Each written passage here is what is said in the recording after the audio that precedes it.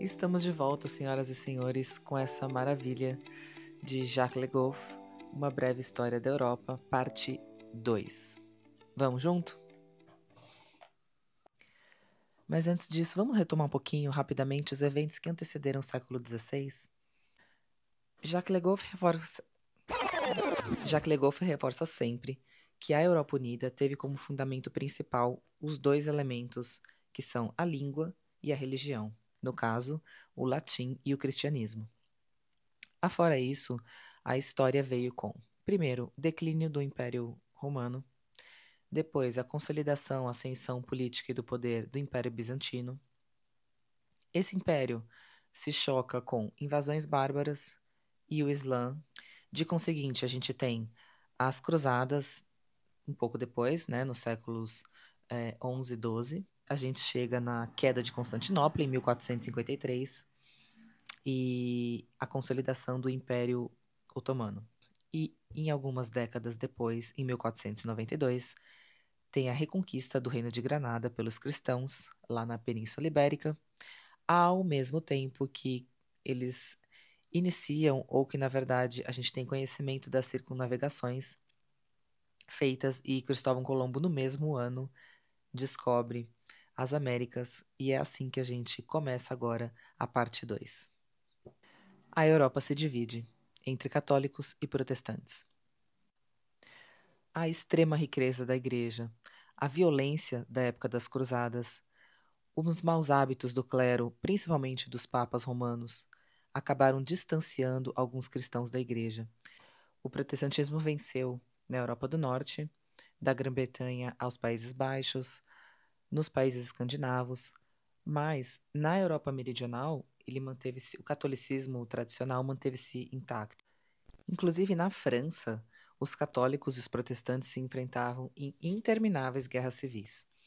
Tanto que em 1685, o famoso rei Luís XIV, o Rei Sol, que inclusive teve o reinado mais duradouro da história de 1638 a 1715, mas em 1685 ele acaba expulsando os protestantes de lá. E no século XVII, a disputa pela dominação da Europa era entre os Habsburgos, de um lado, do Império Austro-Espanhol, e os Bourbons, do lado francês, com o rei Luís XIV. E já no século XVIII, a Grã-Bretanha assume a liderança nessa briga, já que ela tinha a maior marinha europeia, e acaba assumindo o papel de maior árbitro dentro da Europa. Mas vamos parar um pouquinho com essa história de guerra, vamos falar um pouquinho de arte, cultura e letras que estavam acontecendo, essa revolução científica que estava acontecendo na Europa. Sem esquecer que a cultura e a civilização árabes também trouxeram grandes contribuições nessa época, tá? Então, de meados do século XVI ao século XVII, a gente tem o século de ouro espanhol, com ninguém mais, ninguém menos que o grande Miguel de Cervantes, com o seu Dom Quixote. Enquanto que lá na França, Molière, Palácio de Versalhes e toda a cultura teatral por trás disso iluminavam o século francês também. O alemão Kepler e o italiano Galileu foram ainda mais longe. E Galileu é o verdadeiro fundador da física científica, porque ele descobre as leis do universo. E que, mais importante que isso, que elas funcionam independente de forças sobrenaturais celestiais. E isso leva ele a ser condenado pelo Papa no Tribunal da Inquisição. E a sua condenação era de negar solenemente a teoria que ele tinha desenvolvido. E dizem que, apesar de cumprida a sentença de condenação, ele teria murmurado, e, no entanto, ela se move. E sobre os avanços e descrenças científicas, Le Goff diz o seguinte: hoje, depois de termos conhecido no século XX tantas atrocidades, crises, retornos à barbárie e à impotência, duvidamos da realidade do progresso. Mas ainda que ele nem sempre seja constatado, não seja contínuo, não avance e até mesmo seja rejeitado, devemos agir como se isso não passasse de simples acidentes. Liberté, égalité et fraternité. A Revolução Francesa inflama a Europa. Em 1789, temos a Revolução Francesa e muda tanto o jeito quanto a sociedade funciona, como o jeito que ela é governada. E não só isso, eles fazem mais. Eles querem dar um modelo de tratamento civilizatório no país. E assim é feita a Declaração de Direitos do Homem e do Cidadão. E de 1804 a 1815 temos uma figura, por assim dizer, questionável. Napoleão Bonaparte entra na jogada e espalha a guerra na Europa no período em que ele ficou no poder por cerca de 10 anos. E de Napoleão, ele volta agora para os movimentos literários e ele vai falar do romantismo. E alguns expoentes do romantismo foram Beethoven, Rousseau, Victor Hugo. E assim ele descreve esse período. Toda a Europa leu esses poetas e executou as obras desses músicos. Ainda hoje, muitos europeus têm essa sensibilidade romântica. Chegamos ao século XIX, a Europa dos povos e das nações. E é interessante notar aqui como que Legoff separa o nacionalismo sob duas óticas, a boa e a ruim. A boa que é o nacionalismo que vem da vontade dos povos de dispor dos seus próprios direitos. E essa explosão teve início lá em 1830, quando a França instalou um governo mais liberal e surgiu na Europa o primeiro Estado independente, que foi quando a Bélgica se declarou independente dos holandeses. A Grécia se tornou independente da Turquia. Em 1848, diversos movimentos revolucionários explodem na Europa. É a chamada Primavera dos Povos. E de outro lado, o mau nacionalismo, que ele define como somente anexação de territórios, ocupação de terras vizinhas somente para aumentar o poder e reduzir esses povos, que geralmente são uma minoria, a condições de submissão a um Estado que não pertencem e não são representadas ou representativas. Um nacionalismo agressivo e belicoso é uma ameaça para a independência dos outros e para a paz. E isso serve até os dias de hoje.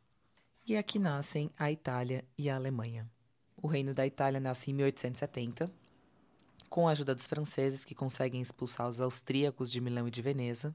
E em 1871, após uma vitória contra a França, os diferentes estados alemães se unem em torno do rei da Prússia, que se torna o imperador da Alemanha. A Europa colonizadora. E aí, voltando um pouquinho, mas prosseguindo, desde o século XVI, que os estados europeus, principalmente França, Alemanha, Portugal, Espanha e Países Baixos, conquistaram territórios fora da Europa, principalmente nas Américas e no Extremo Oriente. E isso se prolongou ao longo do tempo, e chegando na Ásia e principalmente na África, que foi praticamente, quase em sua totalidade, repartida entre os estados europeus. E essa Europa colonialista teve inclusive seu próprio congresso. Da mesma forma que a Europa conservadora lá em 1815 teve o Congresso de Viena, em 1878 tivemos o Congresso de Berlim, que resolveu a divisão da África entre os estados europeus. E sobre isso, Jacques Legoff descreve o seguinte: essa colonização, que lembra as cruzadas, ainda que sem razão religiosa, é também, como as cruzadas, um crime da Europa cujas consequências ainda existem.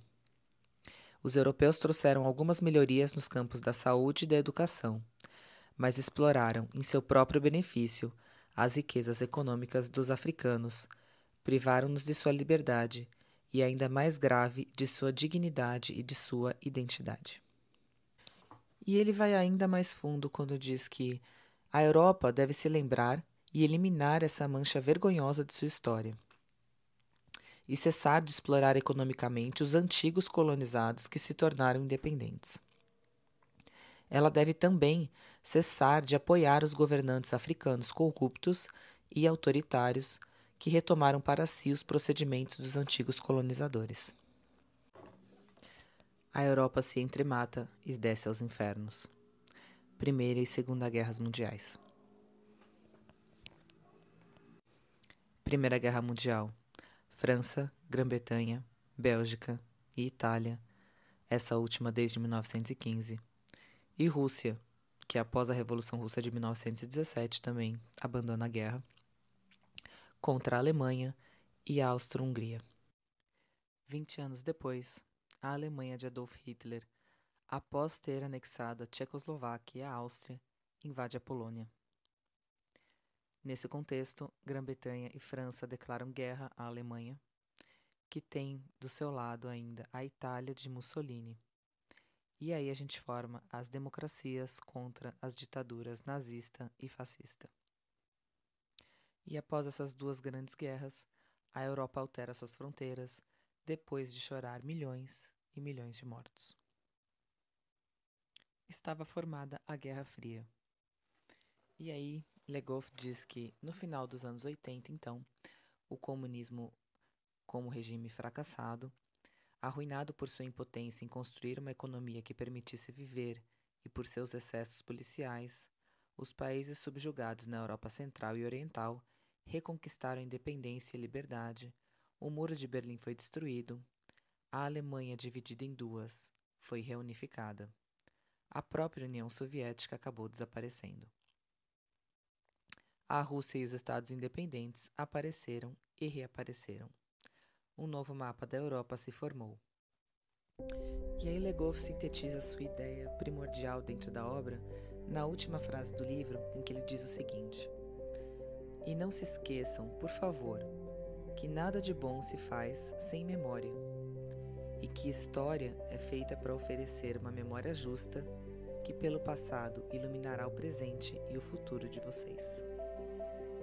E aí, gostaram? Muito pouco? Comentem, compartilhem e falem aqui também as sugestões de livro que vocês querem ver por aqui, tá bom? Um beijo e até a próxima!